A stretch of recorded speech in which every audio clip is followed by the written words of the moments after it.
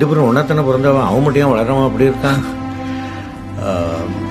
Sundaram sir, உங்க ரெட்ட குழந்தைங்கள்ல பையன் ஒரு ட்வார்ஃப், குள்ளமா தான் வளருவான்.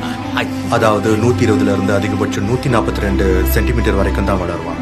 டாக்டர் இவ்வளவுதானே? நீங்க வேற நம்ம பெருத்தா சொல்ல போறீங்கன்னு பயந்துட்டு இருந்தேன். வசரத்துல என்ன இருக்கு டாக்டர்? உசிறு தானே முக்கியம். என் பிள்ளைங்க ரெண்டு பேருமே எனக்கு உசிறு தான். ஆனா சுந்தரம் சார், நம்ம ஊர்ல டாஃபிசம் பத்தின அடிப்படை புரிதல் எதுவுமே இல்லை. இப்படி குள்ளமா இருக்கிறவங்கள பொஃபனாவே பார்த்து பழகிட்டாங்க. கூட பிறந்த பொண்ணு வளர்ந்துகிட்டே போறா, நாம மட்டும் இப்படியே இருக்கோங்கிற ஒரு இன்ஃபியாரிட்டி காம்ப்ளெக்ஸ் அவனுக்கு நிச்சயமா இருக்கும். அதை நீங்க தான் பார்த்துக்கணும்.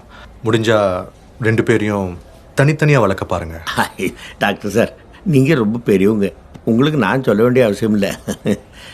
நம்ம முகத்தில் இருக்கிற ரெண்டு கண்ணில் ஒரு கண்ணு மாறு கண்ணுன்னா அதை பிடிங்கி தனியாக வச்சுருந்தோம். ரெண்டு நம்ம முகத்திலே தானே இருக்குது. என் பிள்ளைங்க ரெண்டு பேரும் எனக்கு கண்ணுங்க தான். நான் அவங்க ரெண்டு பேர்த்தையும் ஒன்றாத்தான் வளர்க்க போகிறேன்.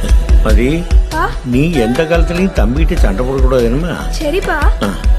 என்னமாரா, நாங்களே இல்லைனாலும் நீ அக்கா விட்டு பிரியக்கூடாது.